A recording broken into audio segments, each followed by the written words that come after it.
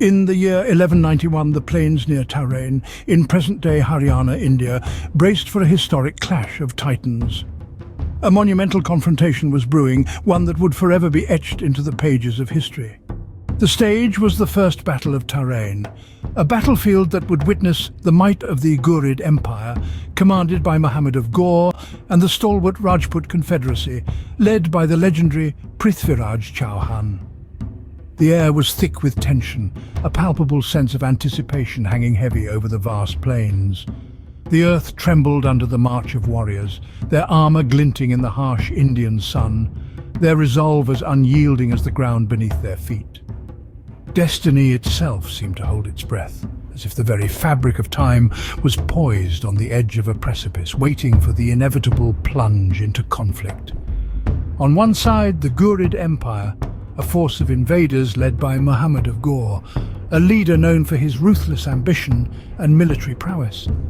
And on the other, the Rajput Confederacy, a formidable alliance of Indian kingdoms under the leadership of Prithviraj Chauhan, a ruler revered for his bravery and strategic acumen.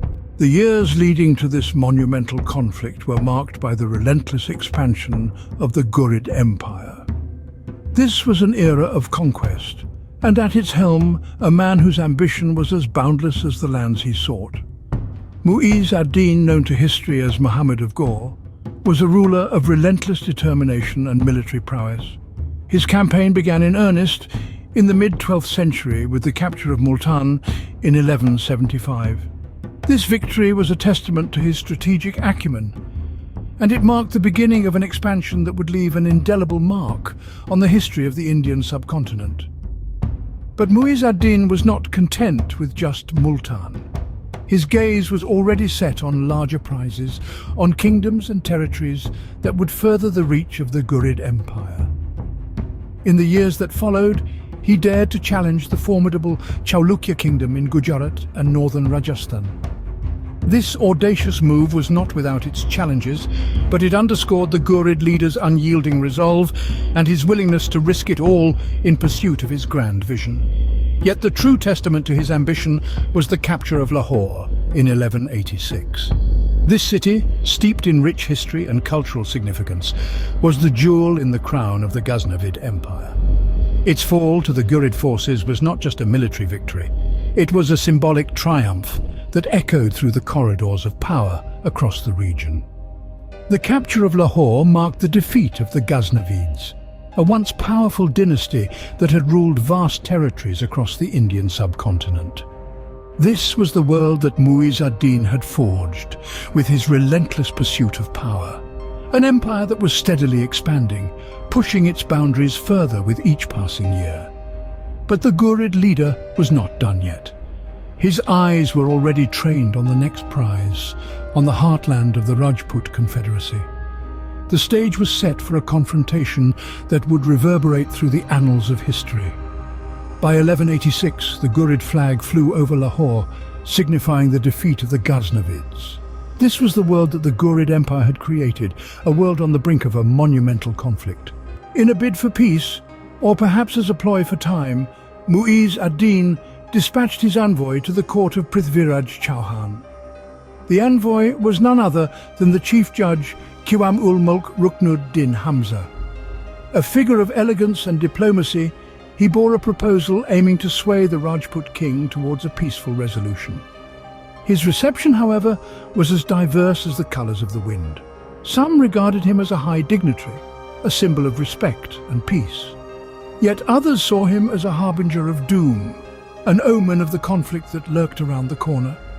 The Ghurid demands were heavy, including conversion to Islam and acceptance of Ghurid suzerainty. Prithviraj stood unyielding, his spirit as strong as the fortified walls of his kingdom. He refused to bow to these demands, choosing instead to honour his people's traditions and way of life. This refusal set the stage for war, a war that would determine the fate of empires. The Ghurid army, having secured the fort of Tabahind, faced the Rajput forces in a confrontation that was more than a mere battle. It was a collision of civilizations, a clash of ideologies, a test of wills. The air was thick with anticipation, the earth quivered under the weight of armoured warriors, and destiny itself seemed to hold its breath. The battle commenced with a storm of arrows from the Ghurid cavalry, a tempest of steel that blotted out the sun and threatened to overwhelm the Rajputs. Yet the Rajput forces, under the leadership of Prithviraj and his allies, met this onslaught with a fierce counterattack. Their response was as swift as it was decisive, a testament to their martial prowess and indomitable spirit. In the midst of this maelstrom of violence, a figure emerged from the Rajput ranks.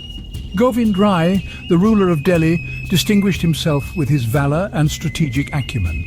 He led his forces with the courage of a lion, his every move a calculated strike against the Ghurid invaders. His presence on the battlefield was a beacon of hope, an embodiment of the Rajput resolve.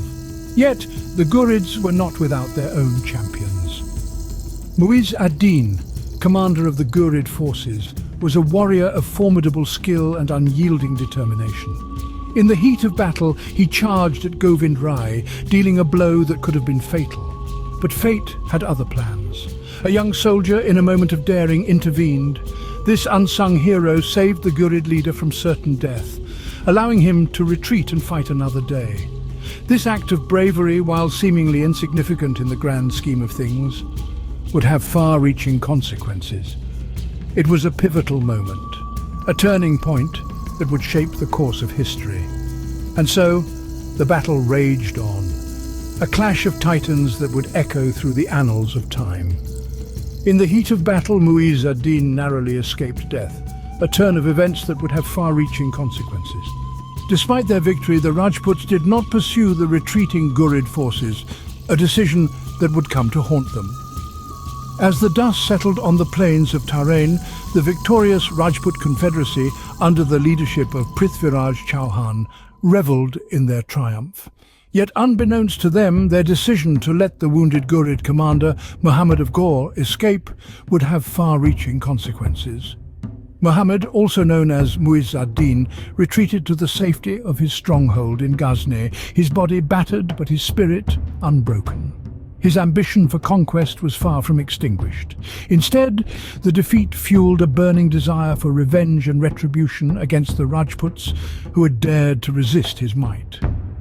In the aftermath of the First Battle of Tarain, the Rajput Confederacy revelled in their victory, their unity and martial prowess becoming the stuff of legends. Yet their decision not to pursue the retreating Ghurid forces allowed Muiz ad-Din to regroup, recover and plan for his return. This period of respite was essential, providing the Ghurid commander with the time and resources needed to rebuild his forces for a second assault on the Rajput Confederacy.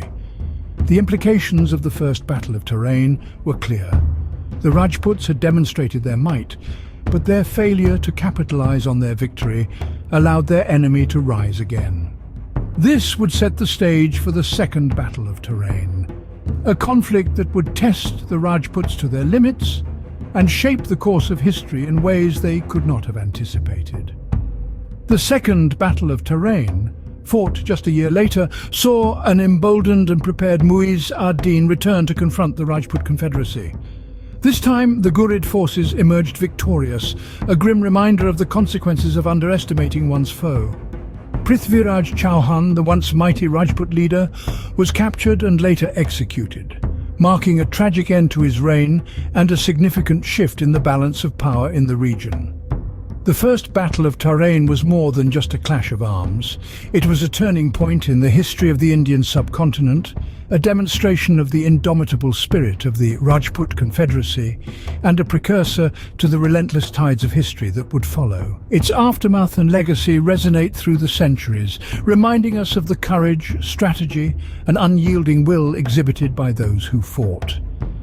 This monumental confrontation between the Ghurid Empire and the Rajput Confederacy serves as a stark reminder of the ebb and flow of history, the rise and fall of empires, and the indomitable spirit of those who resist against the odds. It underscores the importance of seizing opportunities, the consequences of underestimating one's enemy, and the relentless drive of ambition. The First Battle of Tarain was not merely a contest of arms. It was a harbinger of the relentless tides of history, a testament to the indomitable spirit of those who fought, and a grim reminder of the consequences of underestimating one's foe.